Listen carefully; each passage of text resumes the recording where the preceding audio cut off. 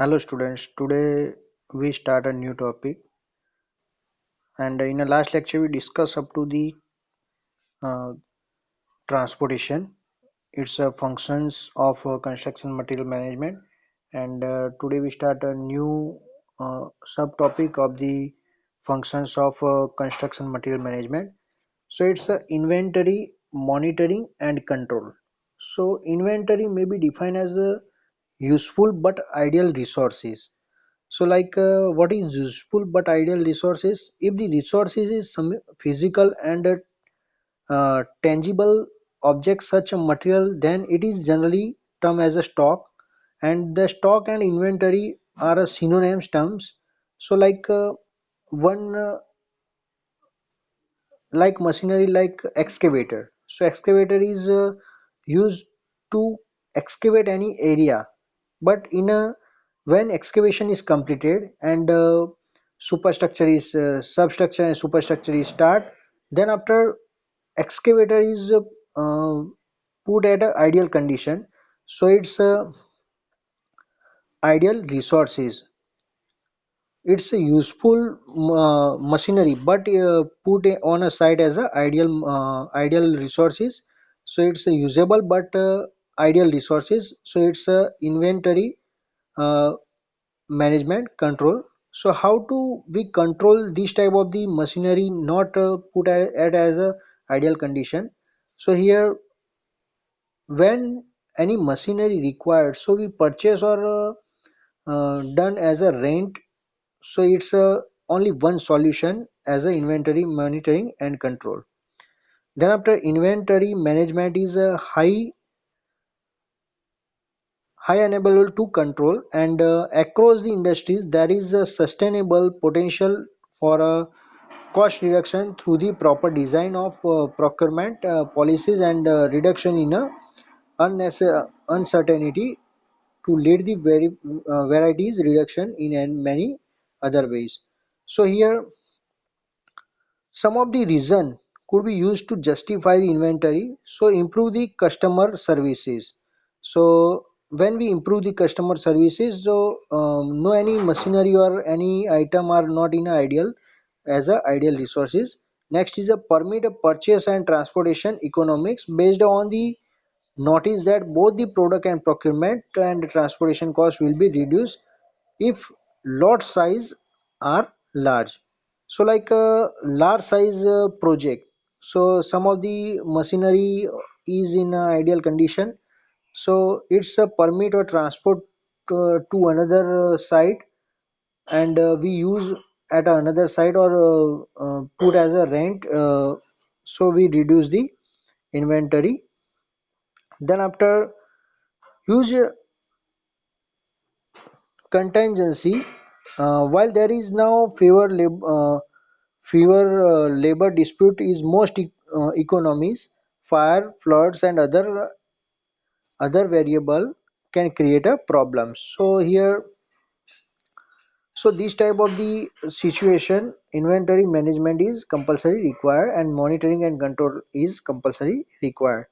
Next is a material codification. So here material codification is a important thing.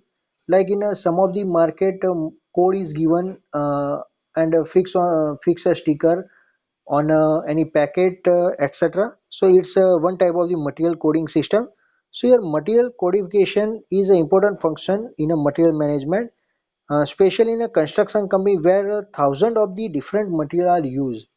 So there are different system codification followed by the construction organization, like name, numerical alphabets, color codification, etc. So here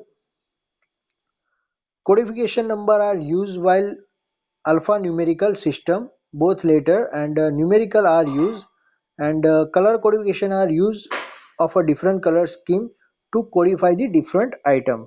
Like here one example is given, like here length is 100 meter is given, so here 100 is written, diameter is 12 mm given, so here 12 it's a notification. Like similarly hardware, so hardware here number is right here 4, So means four notification, four numbers show the alphabet or numerical number show the hardware. Clear? Then after GI, like a metal like GI, so GI number is given 12.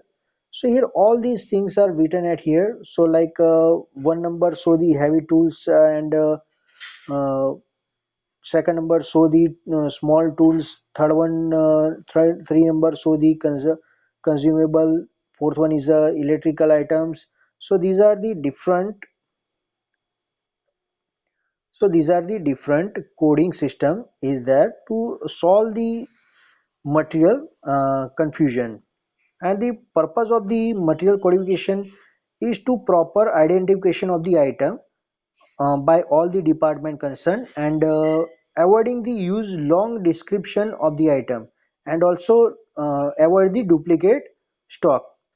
So here there are the main three purpose for material codification. And another purpose is a material accounting and controlling, and ensure the receipt and issue the document are posted in a appropriate record, and helped in the mechanization of a record. So these are the main important purpose of the coding of the material. Next is computerization. So computer are being used increasingly in the application of the construction material management. So they are find wide application. Almost all the function of the material management include the forecasting the price of the material based on past data, and analyzing the past trades, and planning of different material use of the construction schedule. And one can work out the material schedule quite easily using the computer, and developing the specific specification of the material. And we also know about the stock of the material from the computer, and because we are entering the daily basis used material and unused material, so we easily identify the stock material, and how much material is required, or purchasing material is also we know very well. Now another functions of the material management is source development. So here vendor development. So source development is continuous activities as a policy for every major item. More than one sources are should be identified, and vendor performs should be evaluated regularly, and only satisfactory vendor should be encouraged. And it is very difficult task to manage the large number of the vendor. So it is better to have a manageable number of the vendor, and select a vendor so which buy or selling different types of the material. So contact of the vendor, if we decrease the contact of the vendor, so it's easy for the material management and source development. Now, to find out the new sources to supply the develop the coordination and relation with the vendors, and reliable quantity of the material supply at a responsible rate has become an important item of the agenda of professional material and manager. Now, last function of the construction material management is a disposed. So every year old and used item are not economical to use, to have a disposed of in a planned way.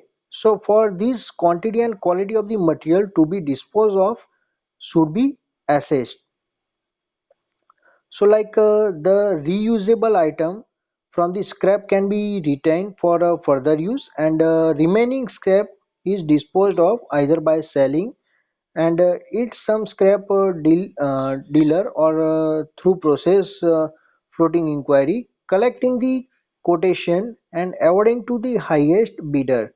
And here tendering process is done for a dispose any material.